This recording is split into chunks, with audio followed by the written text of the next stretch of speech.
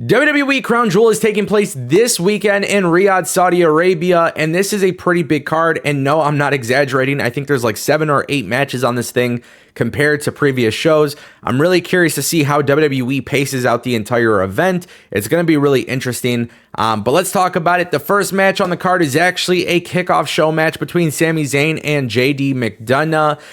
This is actually it's probably going to be a banger, to be honest with you. If WWE allows them to wrestle, Sami Zayn and JD McDonagh are absolutely going to tear it down. I just think anybody who's watching this match, going into this match, would be absolutely crazy for thinking Sami Zayn will not win this match. I think it's a no-brainer that Sami Zayn is winning this match. And I think this is going to help further the Judgment Day storyline. It's been a slow burn. We know that the Judgment Day is kind of like teasing a breakup, and then they're kind of like all good. JD McDonagh's found himself into the Judgment Day, but even that's a little bit of a gray area. It's a slow burn. I really do want to see Sami Zayn, Cody, and everybody get away from the Judgment Day. At this point, it is starting to become a little too redundant. This match is going to be on the kickoff show. Sami Zayn's going to get the win, and I don't see how it goes down any other way possible. The next match that we have is for the United States Championship between Rey Mysterio and Logan Paul. And guys, I think this is also a no-brainer. Logan Paul is walking out of Riyadh, Saudi Arabia with WWE Gold. And I think this is like literally a no-brainer for WWE. Right now, Logan Paul winning the US Championship, it just makes too much sense. If this was a celebrity that wasn't good at wrestling, if this was a celebrity who wasn't actually like wrestling for WWE and being on TV, I would say absolutely no chance in hell.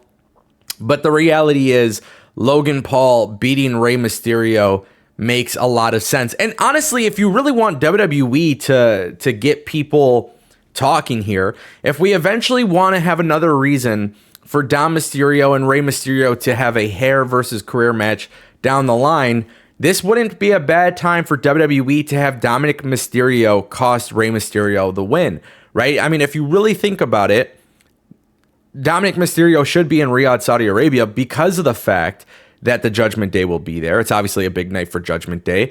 Dom Mysterio helping Logan Paul helps further things for Rey and Dom down the line. And look, WWE, the United States Championship, it's on SmackDown. SmackDown is their A show. I can see why they would give it to Logan Paul. I really can. Logan Paul should not win this match clean. Logan Paul should not be a fighting champion. Logan Paul is a heel. He is a good one. I don't think he's good at boxing, but I think he's good at wrestling. I will be very sure to admit that. And realistically, I think it's the right move to have Logan win. We'll see how long he holds the belt, though. Gunther has been holding his belt for a while. Roman Reigns has been holding his belt for a while. Seth Rollins has been holding the belt for a while. I don't want to see Logan Paul have this crazy long reign, and hopefully whoever ends up beating Logan Paul for the title is somebody that could actually benefit from winning the championship. The next match, we have Cody Rhodes versus Damian Priest. I'm keeping up with this trend that things aren't going to go well for Judgment Day in Saudi Arabia. I'm going to go ahead and pick Cody Rhodes, and I don't think this has to be like a crazy, convoluted, overly, massively annoying rant or whatever. Look, the reality is Cody Rhodes should not be losing to Damian Priest, and there's a storyline with Judgment Day essentially crashing and burning and then getting all back together and everything's good and fine and dandy. We need to see a little bit more dissension in this group, right? So yeah, Cody Rhodes easily over Damian Priest. I'm not even going to talk too long about it. Cody Rhodes got to move on from the Judgment Day, please. Sami Zayn, Cody, Jey Uso, get away from the Judgment Day. All these rematches on Raw, would prefer not to see that happen every single week. And I'm sure with Cody winning, this is going to position them for another big rematch on Raw anyways. I don't know. But yeah, Cody Rhodes should beat Damian Priest. This could be a really, really good match. I don't know what to expect here. I don't know, like in terms of length and stuff, but if WWE allows them to wrestle, this should be a fun one. We have the Women's World Championship Fatal 5-Way match between Rhea Ripley, Nia Jax, Raquel Rodriguez versus Shayna Baszler, and Zoey Stark. I like the idea of a Fatal 5-Way match for the championship. Rhea Ripley, look, guys, Rhea Ripley should be the only one in this night that ends up winning. Obviously representing Judgment Day, Rhea Ripley is kind of the leader. I know she says she's not the leader. I know she says that the Judgment Day doesn't have any leaders, but when I see Rhea Ripley, she stands out as the leader of the group. If everybody else is failing, like JD McDonagh and Damian Priest, but then Rhea Ripley is the one walking out as the winner, I think that cements her as the leader of the group, and I think it's going to push a really cool storyline where now she continues to give everybody else shit because they're not carrying their weight around there, but she is. I think Rhea Ripley is going to win this match, and I don't know how they do it. I don't know who gets pinned. I think you can make a great argument for any of these 5 women that they can all potentially be women's champion. This is the Women's World Championship Fatal 5-Way match. Let these women go out there and let them wrestle. Let them do something great. Shayna Baszler is fantastic. Zoey Stark is fantastic. Raquel Rodriguez is fantastic. And yeah, even Nia Jax is fantastic. When they all play their essential roles, this could be a really good match. This might be the match that a lot of people are kind of like iffy on, but I think this could be a good one. I think Rhea Ripley is the one who ends up walking out as champion. I think she goes into WrestleMania as champion. And ultimately, I think the Judgment Day dies once Rhea Ripley loses her belt. But that's kind of how I see it playing out. I'm curious what you guys think. Maybe you agree, maybe you don't. We got John Cena versus Solo Sikoa. This is a tough one to predict because if John Cena is sticking around in WWE, then John Cena should get the win. If John Cena is not sticking around in the WWE, Solo Sikoa should get the win. The reason why I say this is because WWE having John Cena beat Solo Sikoa is not a bad thing for Solo Sikoa whatsoever. As long as John Cena is still in the WWE. You can always get that win back. You could always do so much more within the story.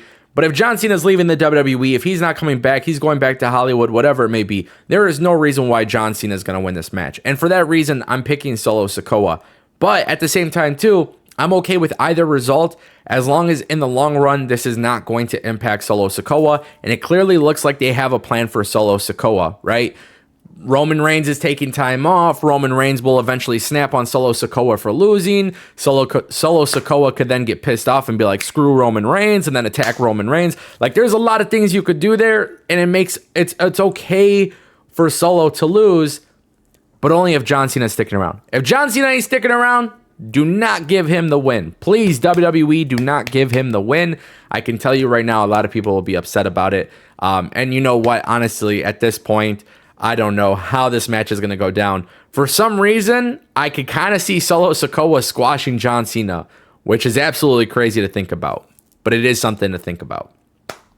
WWE has the Women's Championship, Io Sky versus Bianca Belair. Yeah. I don't know.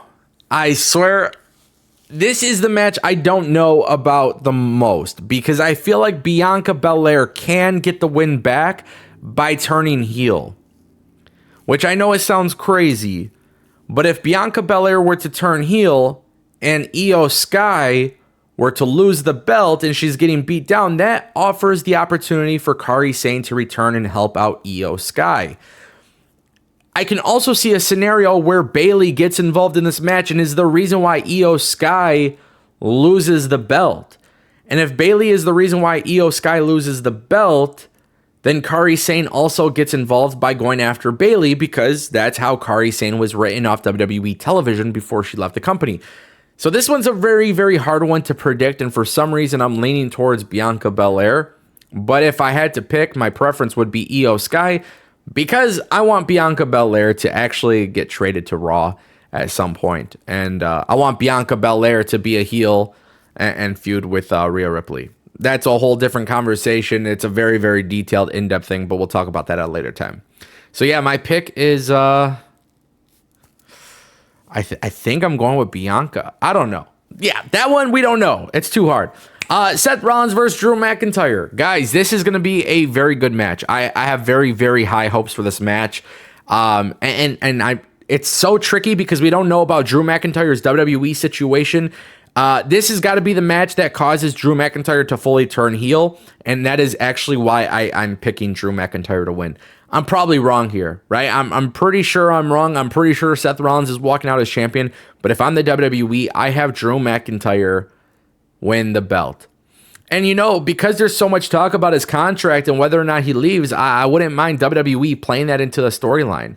right? Drew McIntyre walks out as champion and he says, screw the WWE, blah, blah, blah. It works for a brand new heel character, honestly. But he's expected to be around, I guess, closer to WrestleMania because they added time to his contract. So for shits and giggles, my friends, I'm picking Drew McIntyre, but I'm probably wrong. And yeah, we'll see. And then we have Roman Reigns versus LA Knight. And goodness gracious, I would love to pick LA Knight here.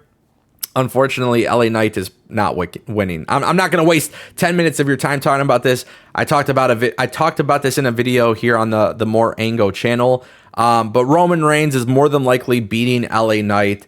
Now, how they do this will be really interesting. And maybe Jimmy Uso is the reason why Roman retains. I don't know. I'm sure there's going to be 10 ref bumps and a whole bunch of crazy shit like WWE always does with Roman Reigns matches. I guess it makes sense because the Tribal Chief can never really get it done on his own. LA Knight needs to show that he is very, very close to beating Roman. I'm actually excited for this match. And the fact that it's expected to main event the pay-per-view is super exciting. But unfortunately, I cannot pick LA Knight. So with that being said, guys, I want to know what you think. Don't forget, drop a comment down below. Appreciate it.